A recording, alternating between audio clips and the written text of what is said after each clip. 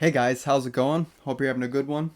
I'm Nick, and I just finished watching Halloween Kills. I streamed it on Peacock. Possibly gonna go see it later in theaters. And by the way, this is gonna be spoiler free. I don't wanna get into any details about this film, it's way too new, and I'll do it when I go to review it next year. And I figured that I would get out my initial thoughts, my first impressions of the film, a little discussion about it. Not a real review because I plan on reviewing all the films next year when Halloween Ends comes out. But yeah, this film, just to give you guys a heads up of where I'm at right now, it places seventh in my Halloween franchise ranking out of the 12 films, and it ranks 20th out of all the 2021 films that I've seen so far, and I've seen only 27. It was kind of meh. It was just like above average, I guess, or average. Like, I wouldn't say it's great or good. It's just kind of there. And I was scared about this sequel because we already know it's a trilogy with 2018 Kills and Ends. And when you get a middle film like this, it's like you know they're not going to kill Myers. You know most likely they're not going to kill all three of the main characters or anything like that. It's almost like some things are too safe because we know there's going to be that third film. And yeah, it's kind of like a stepping stone from 2018 to Ends more than a film. It doesn't really stand really well on its own. I do think that it helped out 2018. It answered a few questions that we all had about that film and how things played out with certain characters. It does a good job at that. The connective tissue is really good with 2018. It flows really nicely into this film. Uh, Other positives being Myers. He's pretty much perfectly written for the most part. His look, the way he moves, everything is done excellently. He's a very brutal Myers. The kills are awesome, and there's plenty of them, so don't worry about that either.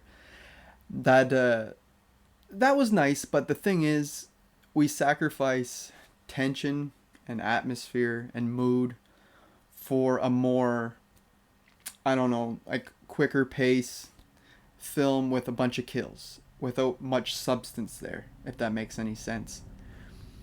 Like even in 2018, I felt like it had its own style and it was reviving the franchise.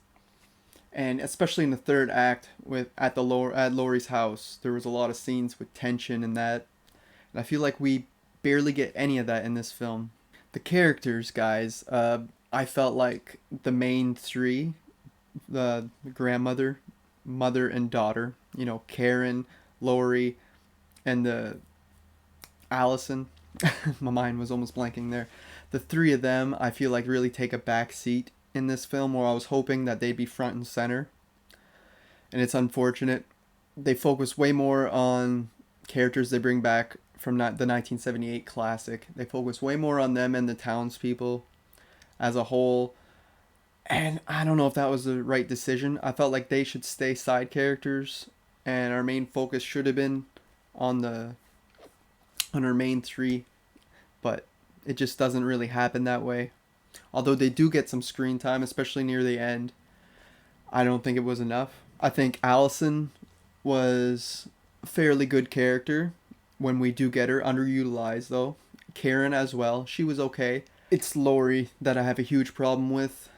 She gets a few cringeworthy lines, and it's especially when she's going on about evil and about she's pretty much talking like Loomis in this film for the most part, and it just gets like to the point where it's like, okay, shut up about it, we get it. They like overdo it.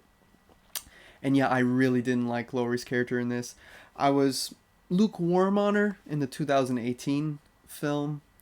She still wasn't my favorite or anything, but in this film, I really just don't give a damn about her. And getting into the plot without spoiling anything, I always felt the 2018 film had a very thin plot line, but comparing it to this is super thin. Like, if I just give you the plot synopsis that they give you like on IMDb or anything, it's literally like Michael goes on a spree killing a bunch of people in the town while the town comes together to try to stop him. And that's basically the whole film. There's not much more to it. It's very basic to me. It's just there to show how brutal Myers is, and it's essentially like a greatest hits of his kills. We do get interesting kills, and we do get a badass Myers. A few times it gave me goosebumps, but that wasn't enough to save the film. It just fell flat for especially all the hype in that it's been getting. I avoided all the trailers. I don't participate in any groups online, horror groups or anything on Facebook that go on about Halloween kills, and I was just avoiding it altogether until I seen the film, and it still didn't really help. I felt like nothing caught me by surprise, and it was just going on a killing spree just for the hell of it. There's like barely anything to the plot.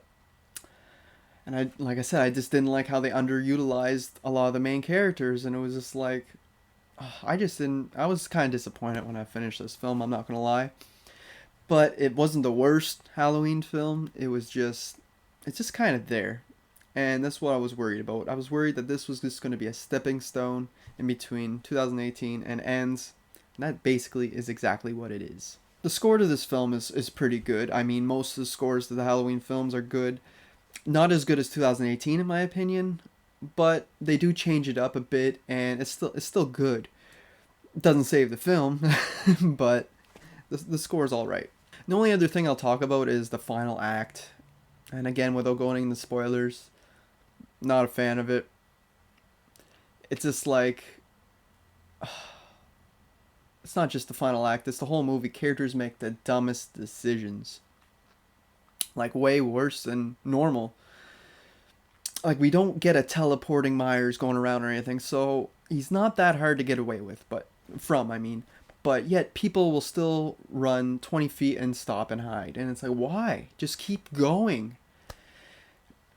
And getting into this final act, I do not like how the people reacted, and how they like reacted to the situation of Myers going through killing people in the town, and it's just like, it just bothered me. And there was a part like 3/4 in the film, if you've seen it, that was just annoying the hell out of me. Like, I actually was getting mad at the movie. It involves Lori, and yeah, I just didn't like it. It's hard to talk without getting into spoilers, guys, but you'll hear my spoiler thoughts when I do my review next year. And I may go on other channels or be on my channel and have a discussion with other people if you want to get into the spoiler parts. But as for now, the movie was just kind of okay. It's just kind of there. It was a fairly bland sequel. Nothing really caught me too much by surprise, and it was just like pretty straightforward. And yeah, I was hoping for more, guys, but we didn't get it. As of right now, I'd give this like a 6.5. Like I said, it's still like average or above average. I'd still give it a passing mark, but like just making it. And it's unfortunate. I thought this one would be at least better than 2018, which I don't hold high on a pedestal either, but it's still like a 7.5 or something for me. This one's weaker. So that's it, guys. I don't want to get into any more details. I pretty much said everything I had to say off the top of my head after just watching this film. So let me know what you think of this movie without getting into spoilers down in the comments below. And I'll see you guys next time. Thanks for watching.